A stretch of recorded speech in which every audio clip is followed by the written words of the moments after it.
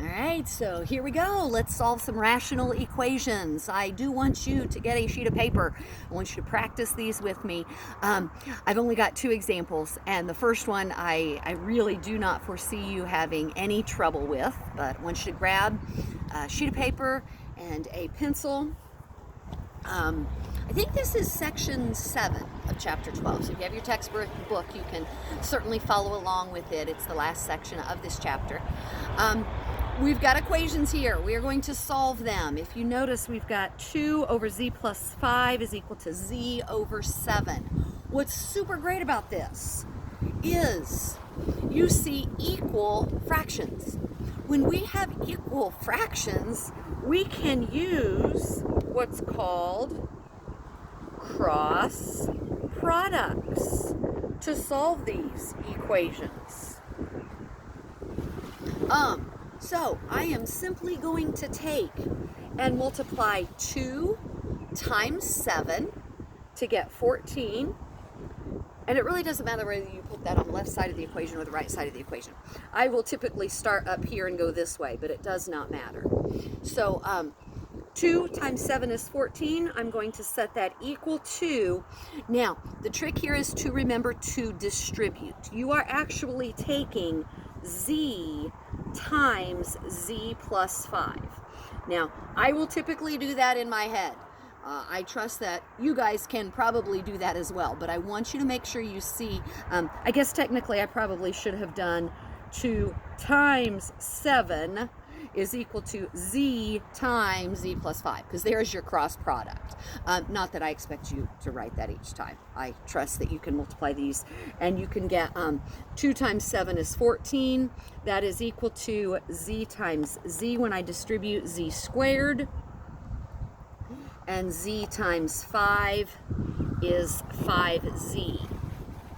Now what are you going to do? Look at that thing. We got a quadratic here. We know how to solve quadratic equations. Maybe scoot that 14 over and see if we can factor it. So I'm going to subtract 14 from both sides. That's going to give me 0 is equal to z squared plus 5z minus 14. My lead coefficient is 1, so that's pretty great. When I go to factor this, I take that lead coefficient of 1, multiply it by negative 14, and I'm looking for numbers that will multiply to give me 14, but at the same time, I need them to add or subtract to be 5. Well, I'm going to use 7 times 2 to get 14, and if I want it to be negative, I recognize one of those has to be negative.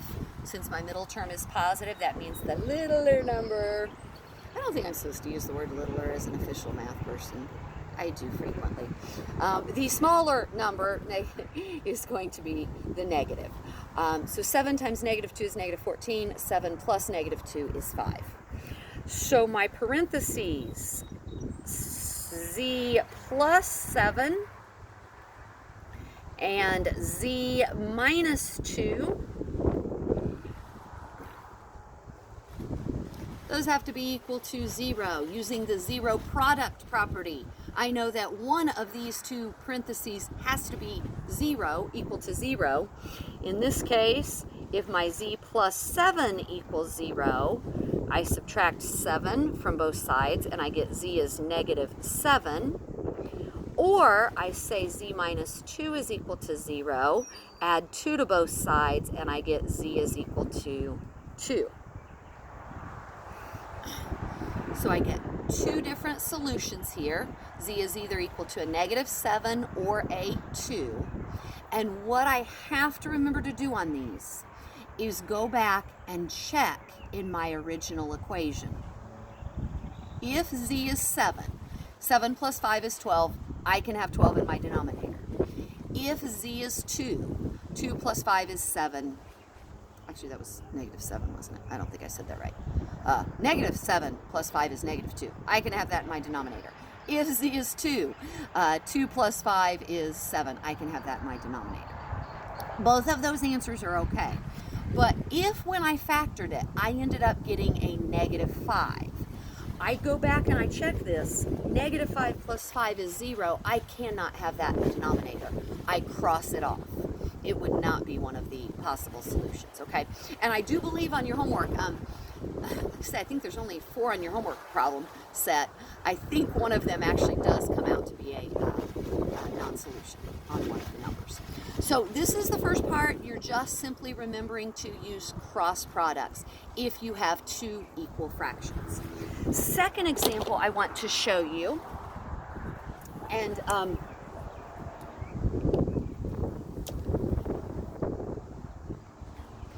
we get a little more complicated.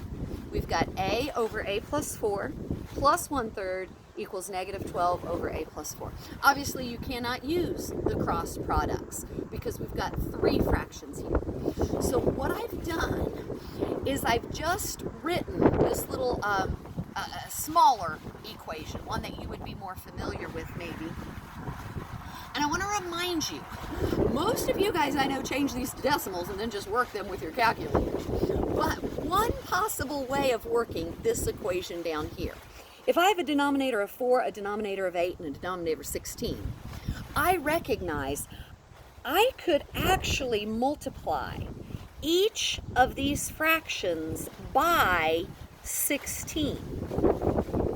And remember, what you do to one side of the equation, you got to do to the other. You do it to each term in that equation. And I have not changed that equation. So if I were to multiply this first term by 16, 16 divided by 4, I end up with 4 times 1 is 4, and I no longer have that fraction. When I take 16 and divide it by 8, I can cancel those. 2 times 3 is 6. I no longer have a fraction. And the reason I'm showing you this is because this is what we're going to do next. And if I have 16 and I'm dividing it by 16, that cancels out and gives me 5. So as long as I multiply each term by the same number, I am not changing the value of that equation. So let me go ahead and erase all that. And again, make sure you have a over a plus 4 plus 1/3 equals, what is that, a 12 over a plus 4. And I'm going to get rid of those fractions. Just like you guys frequently change them to decimals to get rid of them, I'm going to get rid of those fractions. I recognize that both of these are a plus 4, so that's going to save me a little bit of work. And I've got a 3 here. So if I multiply this first term times 3 times a plus 4, as long as I multiply each term in my equation times 3 times a plus 4, that's okay to do. 3 times a plus 4. And that does not change the value of this equation. What it allows me to do then is take this a plus 4 in the numerator and cancel it with this a plus 4 in the denominator, and I'm just left with 3 times a. Second fraction here, I can cancel my 3 in the numerator and my 3 in the denominator. I would distribute my 1, and I am adding here, so make sure you're careful with the signs. But 1 times a gives me a, and 1 times a 4 gives me 4. And a plus 4 in the denominator, a plus 4 in the numerator. I can cancel those 2, divide those, they give me 1. Negative 12, I guess that's a negative sign there. Negative 12 times 3 is equal to negative 36. And now we have a straightforward equation that we can solve. 3a plus another a gives me 4a's, plus 4 is equal to negative 36. I subtract 4 from both sides. What you do to one side, you got to do to the other side. I get 3a is equal to negative 4, negative 40. No, that's not a 3a, that was a 4a, I just miswrote it. And I divide by 4 on both sides, to -10. When I get that answer, I go back and I look in my fraction, because I started with a fraction in this equation. If I were to substitute a -10 in for A, -10 and 4 is -6, that's totally fine.